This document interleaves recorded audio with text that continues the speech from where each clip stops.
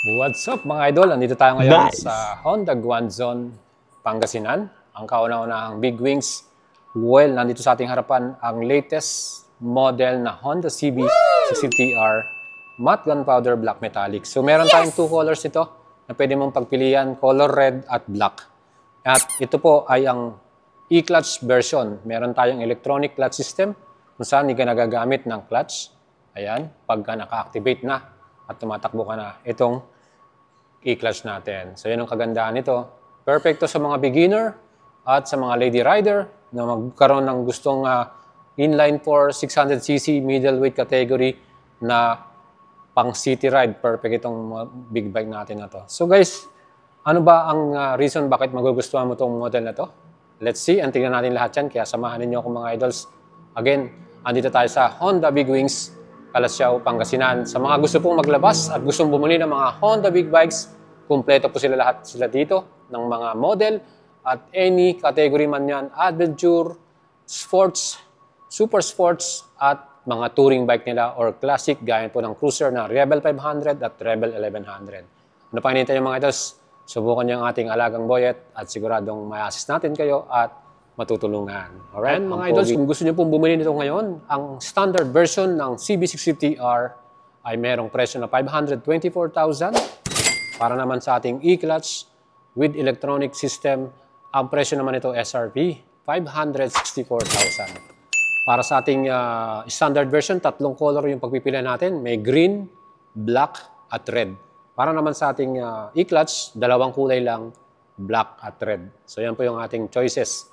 Sa mga idol natin na gusto pong mag-apply via cash payment, pwede po dito sa Guanzon at financing, meron din sila. Again, pwede ko rin kayo matulungan at meron tayong collab sa YL Finance sa mga gusto pong mag-apply ng installment, 20%, down 30%, depende po sa inyong gustong down payment. And mga idols, yung kanyang engine type, 650cc, inline 4, 16 valves, double overhead camshaft, liquid cool, fuel injected by Honda, and 6-speed manual transmission. Ngayon, kung standard, meron tayong clutch. Pag naman e-clutch, pwede na natin gamitin without clutch system. Alright, mga idol.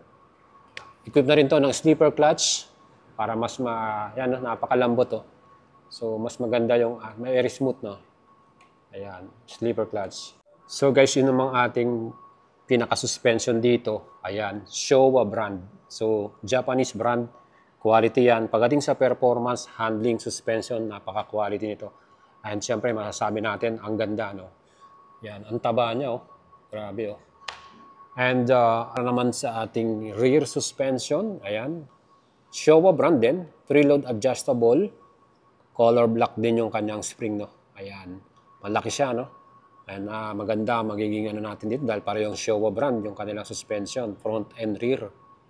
Stopping power natin sa Honda CB60TR. Kita naman po ninyo itong Nissin caliper. So dual disc, no? Yung front natin, ang laki ng kanyang disc brake. And yan po ay 4-piston caliper. Equipped din ito ng anti-lock braking system. So maganda yung ating stopping ability dito with ABS. And mga idols, dito sa ating rear brake, ayan, round disc din with 1-piston caliper Nissin ang ginamit nila rin dito. Equipped to ng ABS. So mayroon tayong dual channel ABS, front and rear. And dito naman sa ating pinakalikuran, meron tayong HSTC, Honda Selectable Torque Control, kung saan mag-enable yan, lalo na kung dumadaan tayo sa medyo basang kalsada, ipiprevent na yung overspin ng ating gulong. Napakagandang safety features niyan, yung HSTC mga idol. And here, makikita naman po ninyo yung ating pinaka-unit, no? Talagang malaki siya, big bike, no? And yung gulong natin, Dunlop yung tire natin na size. Ayan. Yan po yung tire natin sa front, Dunlop. And yung ating wheels, multi-spoke, no? Brown pa yung kanyang, bronze yung kanyang silver ng kanyang color. And sa ating rear, yan, multi-spoke din yung ating pinaka-wheels, alloy cast wheel. And Dunlop din yung ating gulong na ginamit. Taba. Overall dimension natin, pag sinukat mo, mahaba din siya, no? Malapad. Siyempre yung wheelbase niyan, ground clearance, Taas din, ano, yung ground clearance niya. And yung upuan natin,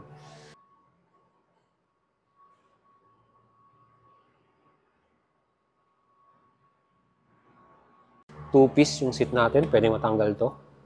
So may nabibili din na genuine accessories na cowling, no? Seat cowl, pwedeng maging one rider lang. Wala na tong, so mas sporty naman yung dating. Subukan natin sakyan. 5'6" po yung height ko mga idol, and ito po yung ating riding position.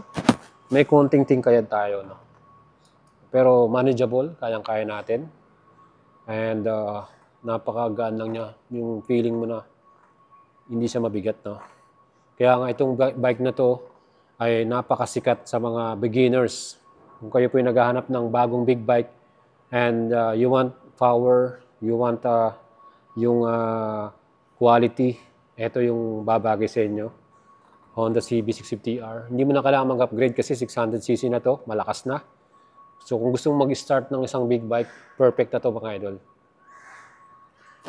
Yan. So yung ating pinakatangke, no, makikita mo yung pagka-masculine ng pagkakatabas dito, no, ayan, no, ayan dito. So para sa ating tuhod hanggang dito. And pagka inikutan mo yan, ganyan. Ayan, yan yung kanyang itsura pag nakatingin ka sa bandang likuran. So yung ating fuel, ayan, may susi yan dito. Meron ditong equip na Honda Ignition, yung kanilang security system, ano, yung HISS, no? Safety system para sa ating anti-theft, no? Para secure yung ating big bike. And here, yung ating pinaka-handlebar, tapered handlebar. Ganda rin.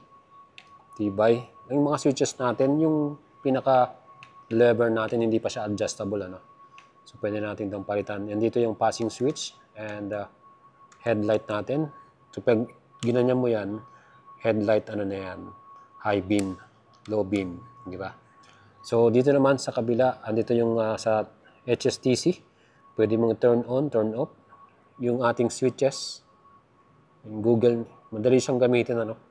Napakasimple lang niya.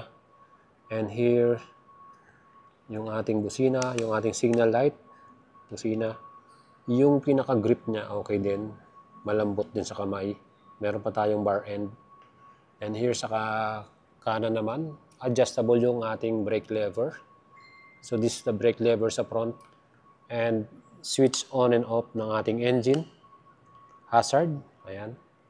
May hazard tayo. So equip din to ng ESS or emergency stop signal, no? For added safety natin. So once na nagbigla ka nag-brake, mag-hazard yung likuran. So magbabigay ng warning dun sa nakasunod sa atin. And here, new TFT display, 5-inch. TFT display natin, 5-inch na rin to. Alright, so meron tayong Honda Road Sync phone connection. Pwede mo nang makita yung inyong mail, calls, and navigation, turn-by-turn navigation. Ayan mga idols, yung mga bagong specs nitong bagong model na to. And kung titingnan mo naman yung kanyang style, no, talagang poging-pogi talaga. Ayan, tuloy natin yung pinaka-headlight natin. Yan, classic looks, no? Ang ganda ng pagkakaano niya, oh. Daytime running light natin dito. Yan, ito yung pinaka-daytime running light natin. And syempre, ilaw natin, high and low beam, signal light. Ayan, signal light natin. Alright. So, masasabi niyo sa ating hilaw. Let me know your comment. And dito naman sa ating pinaka-tail light, yung brake light natin, LED. LED rin yung mga signal indicators natin. Dito naman yung ating plate lamp. Meron din siyang reflector dito. So, overall, perfect talaga tong CB650R na to. So, let me know mga idols kung kayo po ay gustong bumili ng bagong big bike and for beginners, perfect itong model na to.